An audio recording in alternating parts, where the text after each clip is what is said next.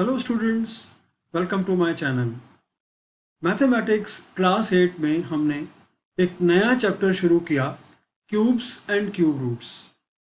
इस चैप्टर के introduction video में हमने समझा कि किसी नंबर को हम क्यूब कैसे बना सकते हैं, और जो नंबर क्यूब बन गया उसको हम फैक्टराइजेशन करके वापस क्यूब रूट कैसे बना सकते हैं।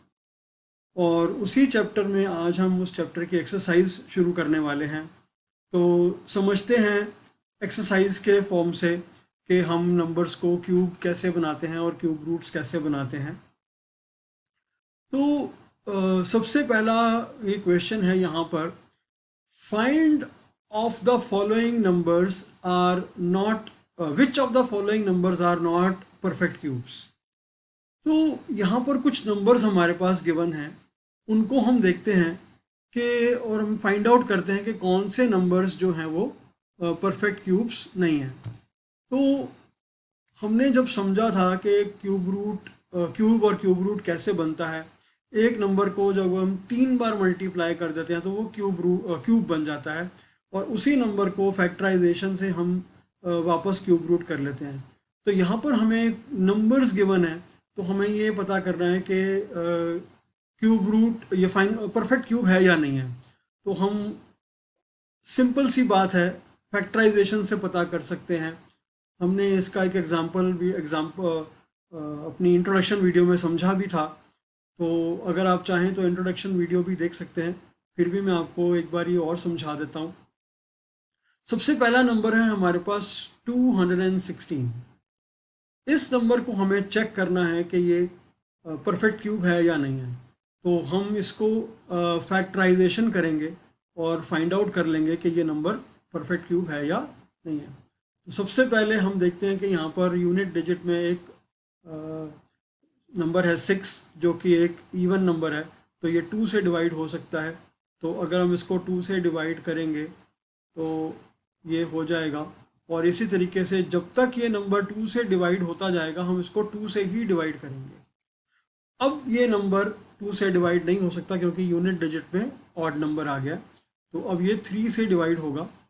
तो अब इसको हम 3 से डिवाइड करते जाएंगे, तो ये अब ये डिवाइड कंप्लीटली हो गया है, और अब ये डिवाइड नहीं होगा। तो हम यहाँ पर देखते हैं कि हमारे पास जो फैक्टर्स बने हैं इसमें 2 मल्टीप्लाई बाय 2 मल्टीप्लाई बाय 2 और 3 मल्टीप्लाई बाय 3 मल्टीप्लाई बाय 3। तो हमने देखा है कि यहाँ पर ये जो नंबर्स हैं वो 3 के सेट्स में बने हैं। तो क्यूब रूट फाइंड आउट करने के लिए, या हमें ये पता करने के लिए कि ये नंबर परफेक्ट क्यूब है या नहीं है, तो हमें यहाँ पर अगर 3 के नंबर्स के सेट मिलते हैं तो इसका मतलब ये नंबर परफेक्ट क्यूब है। अगर ये 3 के सेट नहीं होते, सपोज यहाँ पर एक नंबर ये 2 मिसिंग होता, या फिर यहाँ पर एक नंबर 3 मिसिंग होता, तो हम ये कह सकते थे कि ये नंबर परफेक्ट क्यूब नहीं है। लेकिन अब ऐसा नहीं है, ये दोनों ही नंबर्स जो हैं 2 और 3 ये 3 के सेट्स में अवेलेबल हैं, तो ये नंबर एक परफेक्ट क्यूब है। सेकंड नंबर चेक कर लेते हैं, 128 है हमारे पास। सिमिलरली यूनिट डिजिट में यहाँ पर एक इवन नंबर है, तो ये 2 से डिवाइड होगा। तो इसको हम जब तक ये नंबर 2 से डिवाइड होता जाएगा, क्योंकि यूनिट डिजिट में अगर इवन नंबर है तो उसको हम करते जाएंगे।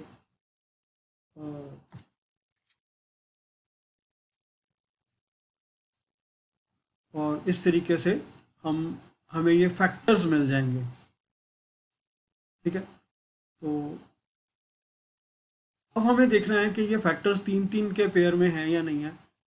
ये एक सेट बन गया 3 का, और ये भी एक सेट बन गया 3 का, लेकिन यहाँ पर ये 3 का सेट नहीं बन रहा। तो देखिए 2 मल्टीप्लाई बाय 2 मल्टीप्लाई बाय 2, और दूसरा सेट है 2 मल्टीप्लाई बाय 2 मल्टीप्लाई बाय 2, और ये नंबर जो है वो अकेला एलोन बच गया। तो इसका मतलब 3 के सेट बनने के बाद ये नंबर अकेला बच गया। तो अगर यहाँ पर भी यहाँ पर भी ये 3 का सेट होता तो हम ये कह देते कि हाँ ये परफेक्ट क्यूब है, जैसा कि हमने पिछले क्वेश्चन में किया था। लेकिन यहाँ पर ऐसा नहीं है। तो this number is not perfect cube. यहाँ पर जो पहला क्वेश्चन था उसमें हम लिखेंगे yes this is perfect cube, और इसमें लिखेंगे no it's not perfect cube.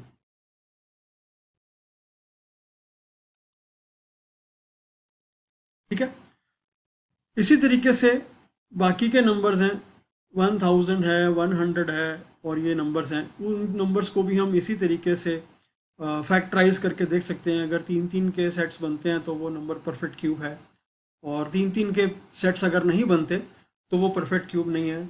बाकी के नंबर्स को आप खुद सॉल्व कीजिए और मुझे कमेंट बॉक्स में उसका आंसर दीजिए कि ये परफेक्ट क्यूब हैं या नहीं है।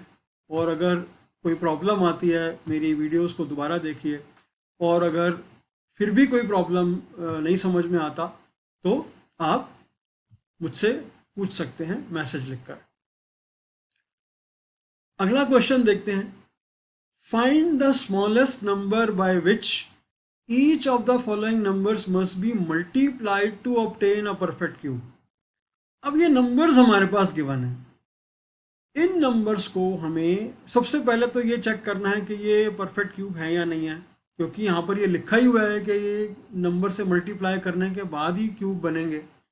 तो वो नंबर हमको फाइंड आउट करना है कि कौन सा वो नंबर है जिससे वो इस नंबर को मल्टीप्लाई कर दे तो वो क्यूब बन जाए। तो ये 243 है, ये सबसे पहला नंबर। तो वही हमारे पास सबसे पहला तरीका है कि हम इसको फैक्टराइज कर देते हैं। और सबसे पहले तो अपने ये देखते हैं कि भाई ये इसमें यूनिट डिजिट में ऑड नंबर है, तो ये 2 से तो डिवाइड होगा नहीं। अब 3 से चेक कर लेते हैं। यस, डिविजिबिलिटी टेस्ट से हमें पता चल जाता है कि ये 3 से डिवाइड हो जाएगा। तो 3 8 ज़ा 24, 3 1 ज़ा 3, तो ये 3 से ही और डिवाइड होता जाएगा। 27, 3 9 ज़ा 3 3 ज़ा 3 1 ज़ा। तो जो फैक्टर हमें यहाँ पर मिले वो मिल गए 3 मल्टीप्लाई बाय 3 मल्टीप्लाई बाय 3। एक तो सेट ये बन गया, और दूसरा सेट जो बना उसमें 3 जो है वो 2 टाइम्स है। ये तो 3 टाइम्स है, ये 2 टाइम्स है। ठीक है, ये 2 टाइम्स है। ठीक है, अब हमारे पास यहाँ पर एक 3 मिसिंग है। अगर एक मल्टीप्लाई 3 और होता यहाँ पर तो इसका मतलब ये परफेक्ट क्यूब होता, जो कि यहाँ पर मिसिंग है। और अब हम इस नंबर को 243 को इस 3 से मल्टीप्लाई कर देंगे तो ये परफेक्ट क्यूब बन जाएगा। ठीक है, समझ आया आपको? इसी तरह का एक क्वेश्चन हमने इंट्रोडक्शन वीडियो में भी किया था, जिसमें हमने एक नंबर लिया था 500। तो फैक्टराइज करने के बाद हमें पता चला था कि एक नंबर और है, वहाँ पर अगर उसको हम मल्टीप्लाई कर देते हैं तो वो 1000 बन गया था 2 से मल्टीप्लाई करके। तो वो हमने उसको फिर सॉल्व कर लिया था। तो इसी तरीके से हम इसके बाकी के क्वेश्चंस को भी कर सकते हैं। 256, 72, 675, 100। तो ये जो नंबर्स हैं इनको आप अपने आप सॉल्व कीजिए, और सेम मेथड है, फैक्टराइज करके जो नंबर मिसिंग है उस नंबर से हम मल्टीप्लाई कर देंगे तो वो नंबर परफेक्ट क्यूब बन जाएगा। इसी तरीके से यहाँ पर एक क्वेश्चन है उसका reverse. Find the smallest number by which this following numbers are divided to get a perfect cube. तो सेम मेथड है यहाँ पर भी, जैसे कि यहाँ पर नंबर्स हैं उनको भी हम फैक्टराइज कर लेंगे। तो हम देख लेते हैं कि ये 3 से ही डिवाइड होगा। तो हम फैक्टराइज करके सबसे पहले तो ये पता करेंगे कि उसके फैक्टर्स क्या बने हैं। तो फैक्टर्स जब हमें मिल जाएंगे तो हमें ये दिख जाएगा कि ये 3 मल्टीप्लाई बाय 3 मल्टीप्लाई बाय 3, तो एक तो ये सेट बन गया, और एक नंबर ये जो है 3 अलोन है। तो अगर हम 81 को एक्स्ट्रा नंबर आ गया ये 3, इस नंबर की यहाँ पर ज़रूरत नहीं है क्योंकि ये यहाँ तक ही फैक्टर अगर बनते तो ये परफेक्ट क्यूब हो जाता। ये नंबर एक्स्ट्रा आ गया, इसकी ज़रूरत नहीं है। अगर हम इस 3 से अगर इस 81 को डिवाइड कर देंगे तो ये क्या हो जाएगा, परफेक्ट क्यूब हो जाएगा। तो 3 से डिवाइड कर देंगे तो ये आ जाएगा 27। तो 27 जो है वो परफेक्ट क्यूब है, क्योंकि हम इसको चेक करना चाहें तो चेक भी कर सकते हैं फैक्टराइजेशन से कि इसके 3 के 3 बारी आएगा, एक सेट बनेगा, 3 का सेट बनेगा, तो ये 27 परफेक्ट क्यूब है।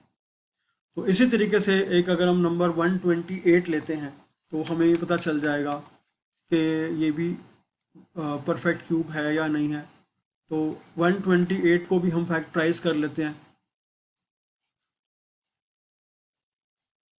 जब तक ये 2 से डिवाइड होता जाएगा तब तक हम इसको 2 से डिवाइड करते जाएंगे, और जब ये 2 से डिवाइड नहीं होगा तो उसके बाद हम कोई दूसरे नंबर का ऑप्शन वहाँ पर देखेंगे, वरना ये तो 2 से ही हो गया।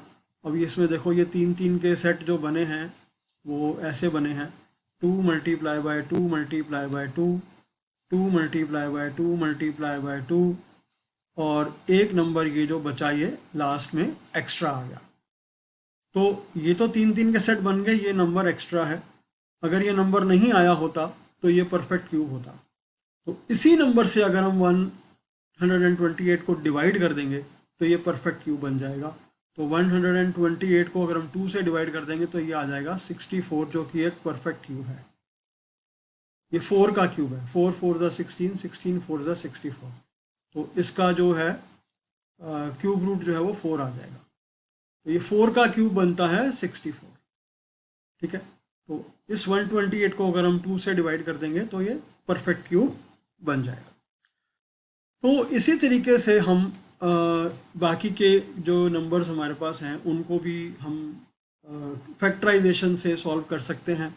और मैं चाहूँगा कि ये नंबर्स को आप खुद फैक्टराइज करके पता लगाएं कि किस नंबर से डिवाइड करके या किस नंबर से मल्टीप्लाई करके हम परफेक्ट क्यूब बना सकते हैं, या कौन सा नंबर परफेक्ट क्यूब है या नहीं है वो भी हमें फैक्टराइजेशन से पता चल सकता है। तो इन क्वेश्चंस को आप अपने आप सॉल्व करने की कोशिश कीजिए, और अगर नहीं समझ में आता तो मेरी वीडियोस को दोबारा देखिए, और उसके बाद अगर फिर भी नहीं समझ में आता तो मुझे मैसेज करके आप पूछ सकते हैं। मैं फिर से आपको और अच्छे तरीके से समझाने की पूरी कोशिश करूँगा। Thank you so much, take care, bye.